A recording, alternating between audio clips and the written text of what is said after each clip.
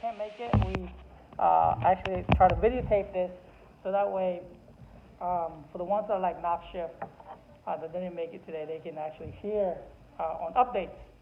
So today we're having an in-service on not only influenza, but COVID, vaccination, natural immunity, masking, the importance of masking, also our policy. If you happen to not want to take the vaccine, what are some of the steps that we are going to be taking? The South Hall, we're going to talk first and foremost, the South Hall, what's going on in the South Hall. And there's questions as far as pay and all that stuff that's kind of floating around. But what are our goals as far as the South Hall admissions, quarantine, isolation? So Nancy and I have been working really hard on trying to move patient out of the South Hall. That way we can have the ability to transfer or admit residents who are from the hospital. So they're going to be in quarantine, they're going to be in the South Hall. And so that's going to put a focus on the South Hall. We're going to have at least 2 CNAs. I'm glad Sandy's here because she was looking at the schedule and it was quite difficult. But that's where a lot of our resource nurse has to really step in and try to figure out, okay, so we are going to try to put 2 CNAs here at all times and 1 LVN, and partly because that's part of our cohorting process. And so when you have an infection in the unit, the best way to really keep that infection in one area is to keep the same CNA and LVNs there, right? And so this is the reason why me and Mike want to keep, or Nancy as well, want to keep 2 of the same CNAs there at all times and 1 LVN. It's the process of keeping the same staff there, eliminates some of the transmission as far as infection goes.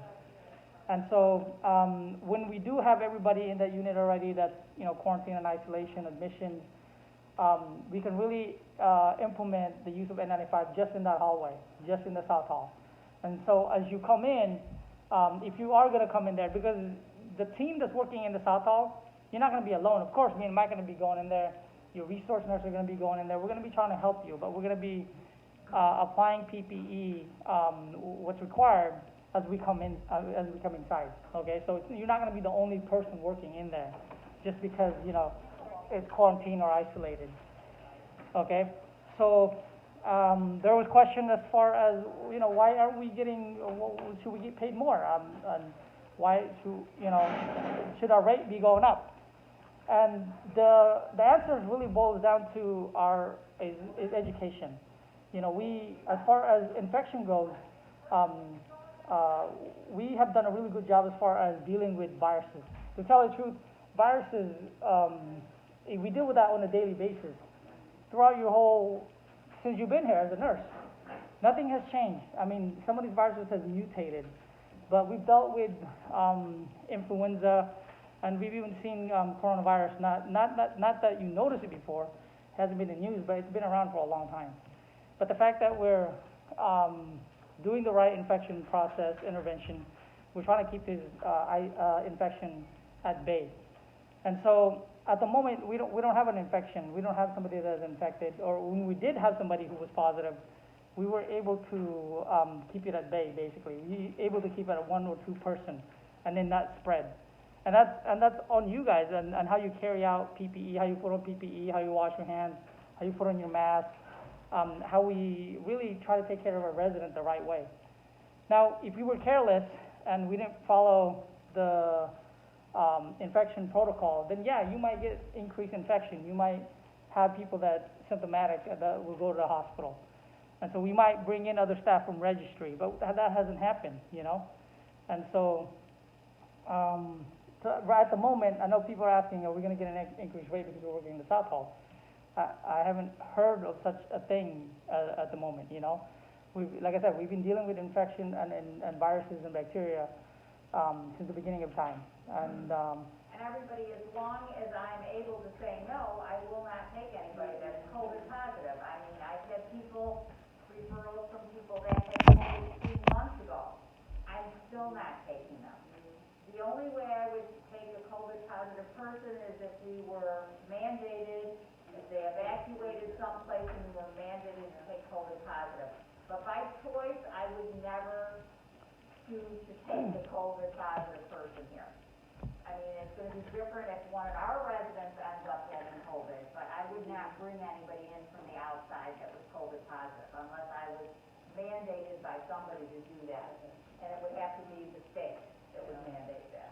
So my question is, and there's a lot of concerns too, and I feel you guys too, you know, because I'm gonna be, me and Nancy, like I said, other nurses are gonna be coming in and helping out.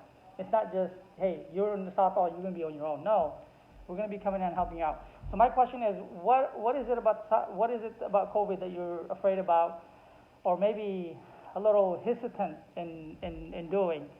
So that way we could probably provide you with the right equipment or resources, or maybe even education. What are some of the things that scare you about COVID or influenza that you think you might not be able to handle on a daily basis? I mean, we've had our halls filled up to the brim before, which means you're packed all the time, right? I mean, we've dealt with that before. You've taken care of patients that you've had 8 or 10 residents at a time, and we've been able to do that. Yeah, you were adding more PPE on, and that's a little added extra time that you're doing. But what are some of the things that scares you about COVID? Yes, Hermano. I think what you said earlier, that we have the proper equipment, we don't have that COVID running around yet. And as long as we properly protect ourselves, that's good. I think a lot of it has to do with the media. The media is just like, has a lot to do with like blowing things up and everything. That's what scares people. So. Right, and so. A lot of us have like maybe elderly parents or grandparents that live in our house that are lower immune systems, so you're like going home and you've got, I think that's a little bit scary too. So that's true. So it is. So you are working. Let's say you have a positive in the unit, okay, and the patient may be symptomatic or asymptomatic, and you may be working with that individual as far as your mom, your dad, or whatever. So yeah, we need to take extra precautions, right? If you're taking care of somebody that's positive, how long do you want to stay with that individual who has COVID positive? What's the longest you can stay in there to try to decrease your exposure? What is it? 15 minutes is the time frame where you want to stay there, okay? If your treatment or your medication is taking longer than 15 minutes, then come back, you know, give it half here and then come back 15 minutes later, your treatment or whatever. Or ask for help from your CNA or another CNA or another nurse, okay? So 15 minutes. And then applying on the right PPE, okay? The PPE is not 100% as far as masks or N95 even, they're not 100%. But the fact that you're decreasing the amount of load that you're inhaling or you're exposed to puts you at a better chance as far as mortality rate, right? As far as symptoms, when you do get sick, it's likely that you're not gonna have any symptoms if you do have your mask correctly. So if you know somebody is positive, you know the time frame, you put on the right PPE and you're doing these hand hygiene, you're doing the right things. I mean, yeah, you still are at risk for infection, but you go home and you might want to check your temperature on a daily basis. You might want to apply on the mask on when you're at home, you know, and then you participate in the testing. We test frequently. So if somebody's positive, how often do we test when somebody's positive in our unit? One case of COVID equals what? An outbreak, right? So how often do we test? Every week. Every week we test. So and so what that means is that if we test somebody that's positive, we can effectively remove them out of the unit, and so we can continue on, right? You can still come back if you're positive. You just got to work with positive residents if you're asymptomatic. Okay, so we have the right implementation as far as taking care of somebody's COVID. We just got to be, you know, you got to be what's the phrase I'm looking for when you're confident, right? You know your knowledge. You know how to take care of your resident. You've been dealing with this forever. I can do this. You're being positive and you're being confident, right? So any other concerns as far as taking care of somebody who might have COVID, going to South Hall, as far as what makes us concerned, what makes us scared? Just making sure we have the proper equipment to use on them and us. Having the right PPE. Yeah, or like even the monitor, you know, like the baby monitor you can put in the room so that you have one outside, and if they need help sometimes, you know, it's easier for them to talk to you. That might be a good idea. That has been one of our ways of looking into somebody who's confused at fall risk, is actually putting like a Zoom in there, monitoring them. I had talked about that. The baby monitor is obviously something that I haven't looked into, but definitely I was looking into cameras via Zoom, so that way we can monitor residents who may be confused, and we don't want to spend all of our time there, but we want to be able to monitor them as far as safety, and a camera would be an option that we were looking at. But obviously, it requires consent from family members. And so, but those are good, really good ideas to kind of, you know, help us with our infection control and decrease our exposure time. And maybe we should have, like a box of booties, just in case, you know, things get really bad, and if we end up having, we need to make sure our shoes too, you know. So we got those, but the likelihood of us spreading our infection through our shoes is very highly unlikely. If you take a look at the majority of the infection, it's going to be droplet, splashing, inhalation. It's all air, it's all droplet. Okay, and yes, you have to wash your hands frequently, but most of this infection and the rate of infection that's being spread is going to be via inhalation or droplet. When somebody's throwing up all over, and we have to enter the room. So that's when you have splashing or any kind of fluids, you need to wear your gowns, obviously, right? And then your face. Yeah, you have shoes covers, but also you shouldn't be touching your shoes anyway. The bottom of your shoes, what are you're not supposed to be touching that, right? And that's just common sense, right? The dirty part of your shoes, what do you do with that? You don't do anything. You don't touch it. You leave it outside your house or whatever. But the bottom part of your shoes is usually dirty anyway. It's not like you're scraping it and tasting it or in any form or way, right? But that you're less likely to get infection through that than compared to, like, let's say, droplet. Okay, there's no real data saying that this infection is being spread through your shoes, because yes, we know. I mean, that's just normal. Your bottom foot of your shoes is going to be dirty, regardless if there's COVID there or not. There's going to be something there, MRSA, VRE, whatever that's in the ground, is going to be stuck in your shoes. You should treat that as if it's dirty all the time, regardless if there's COVID or not. Any other concerns as far as PPE and then infection protocol, infection control? I'm going to dive right into influenza, the 4 types of influenza, okay? The A, B, C, and D. And A and B are the ones that are the most common. They're the one that mutates. They cause pandemic, epidemic. And then type C is basically just your common, mostly mild type of influenza that happens throughout the year. And there's no spike. There's no spike in cases. It's pretty even throughout the whole year. A and B is the one that goes up and down, and you can have a pandemic depending on how many people are infected. And then D basically infects cattle. We're not really worried about part D or type D, is because it's not likely to infect humans. Okay. So what are some of the signs and symptoms of influenza? Fever. Fever is one of them. Yeah. Coughing. So there's body aches, a fever. Yeah. Yeah, headache. Sometimes headaches. So your most common symptoms for flu is stuffy nose, cough, sore throat, body aches, fevers, malaise. Those are your most common symptoms. It's kind of like the same as COVID, except COVID has one signs and symptoms that's pretty specific to COVID, and that's the loss of taste and smell. Okay, and sometimes diarrhea that will come with COVID. When we're looking at the type of virus as far as COVID, how do we differentiate what's COVID and what's viruses biologically? What type of virus is the COVID-19? So COVID-19 basically is a common cold that's on crack, and it's gotten to a point now. It's mutated so many times that there's different strains there. Okay, so you have COVID-19, and you have other strains in that family as far as the common cold. The same thing with like influenza, where you have type A, B, and C, and D. But the type A has a branch, H1N1. You have H2. There's different families, and every time they mutate, there's a different name for them.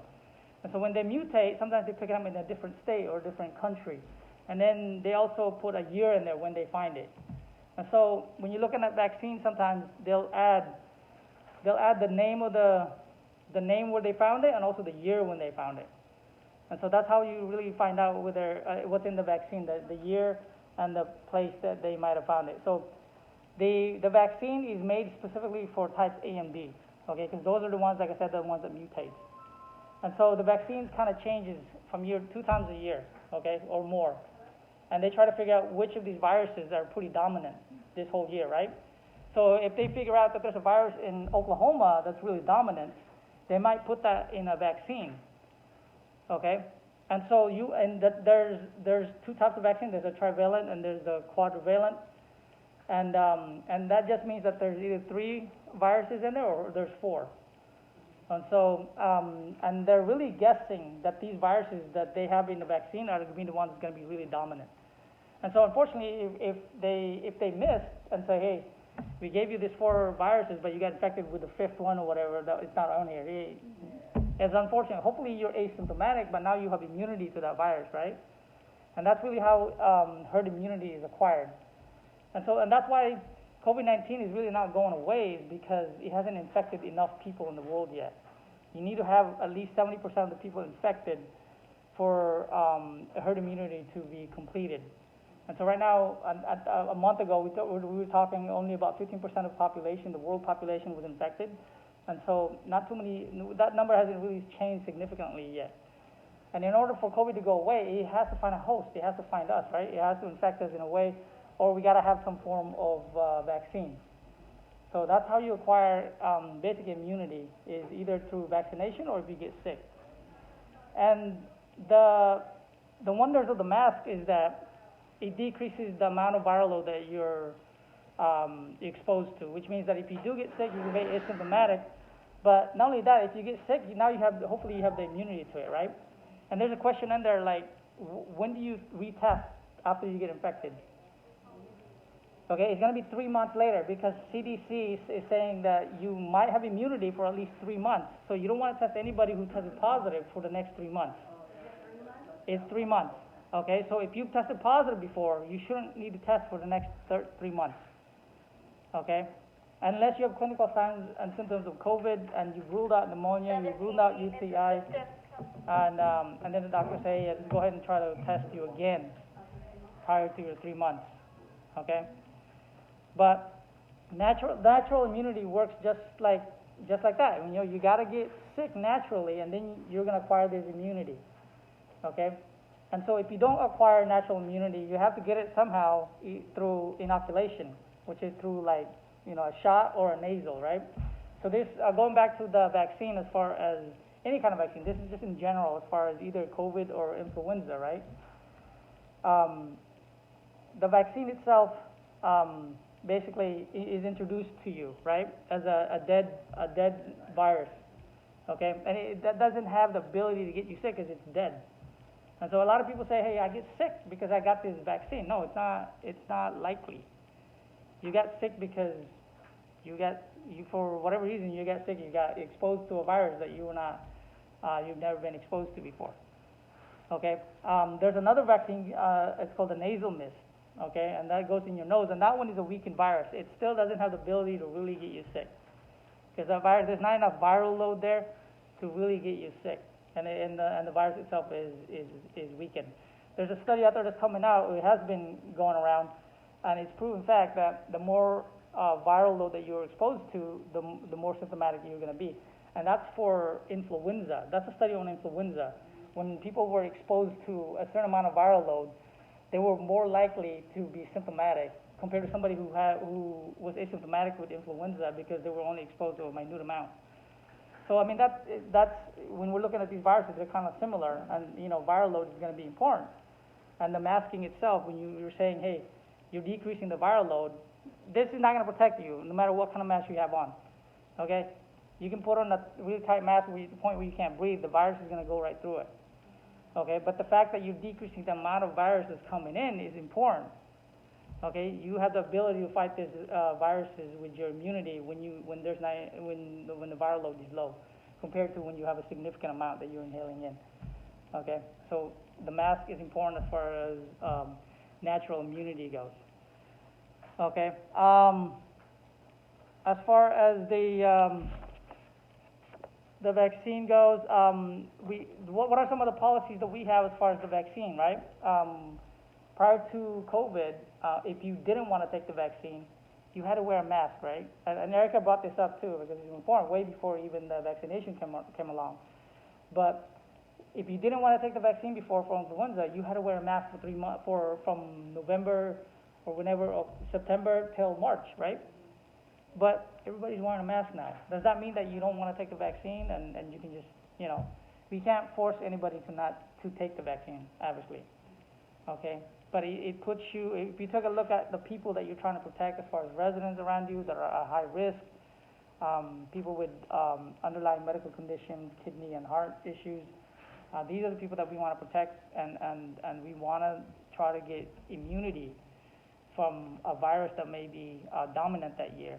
And that's how we try to do it, is as far as, trying to decrease the amount of infection that's happening in that community, is through vaccination, okay? Whether you get it naturally when you get sick or through vaccination, we gotta somehow try to jump on board as far as trying to fight the virus, because there's new virus every year. But like I said, it's not gonna go away until it finds a host, and it's not gonna go away until we find at least 70% of the population infected.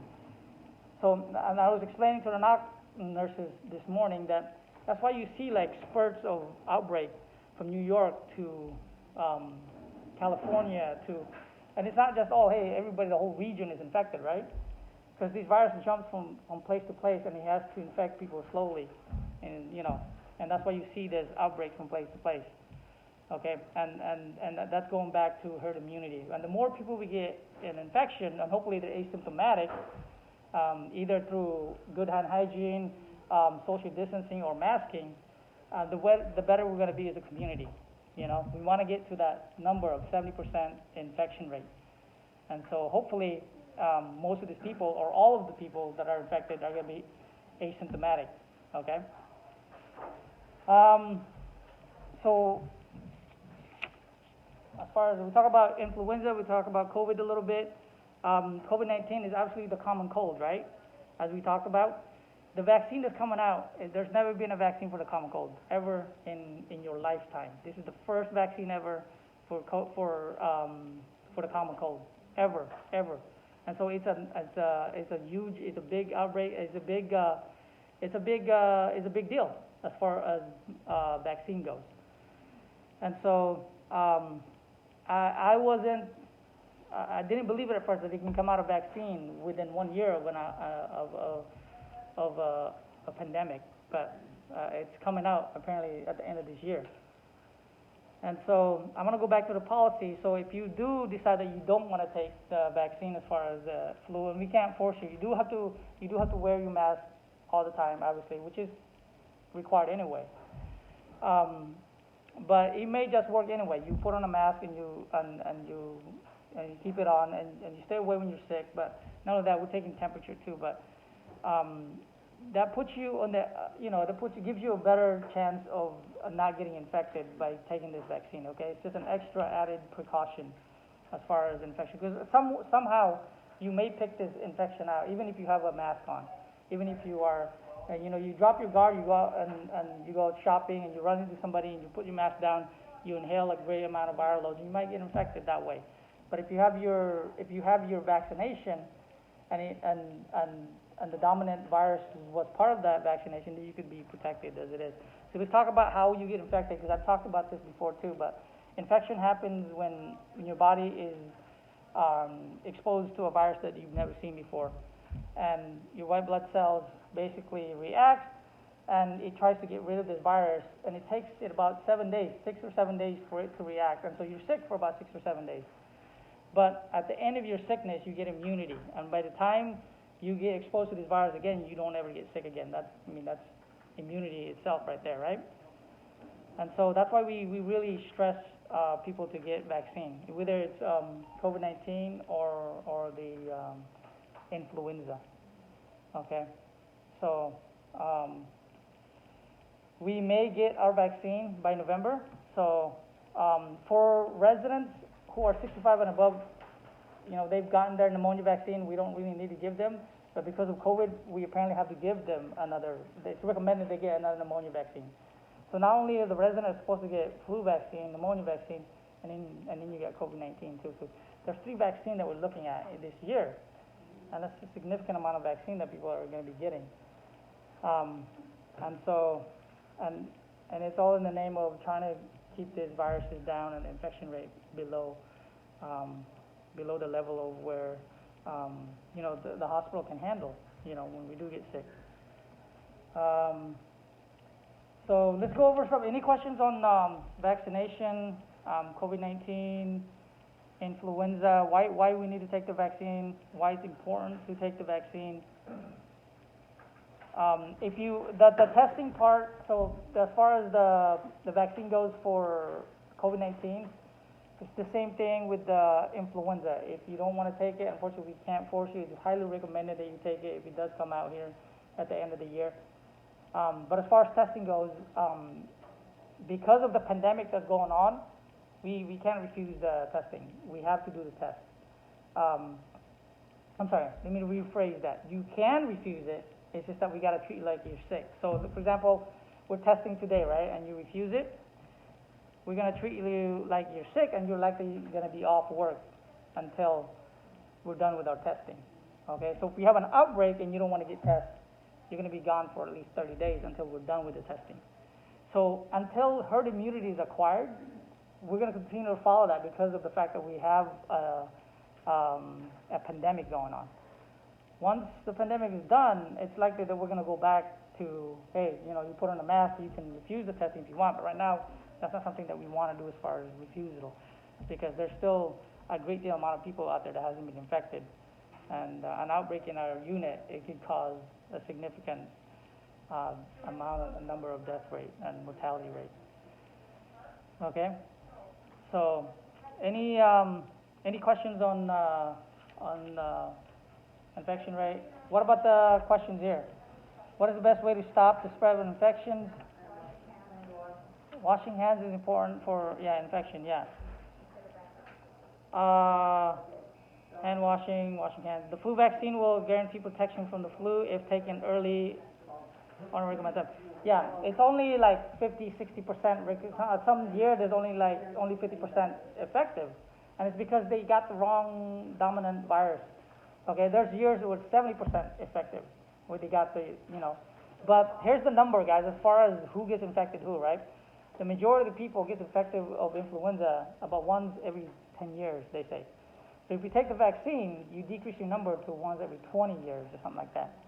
Okay, so if you're playing it by the number, you're cutting it by half, you know. So it's not 100%, but at least you're decreasing your chance of getting influenza. Okay, we talked about the types of influenza. What are the 4 types? There's A, B, C, and D. What precautions should Goldberg or any other healthcare facility implement if influenza or COVID is detected?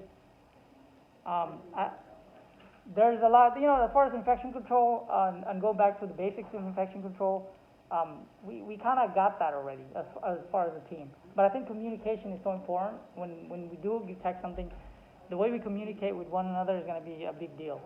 And so when you communicate to people, the right people, we can implement the right policy, the right precaution, right?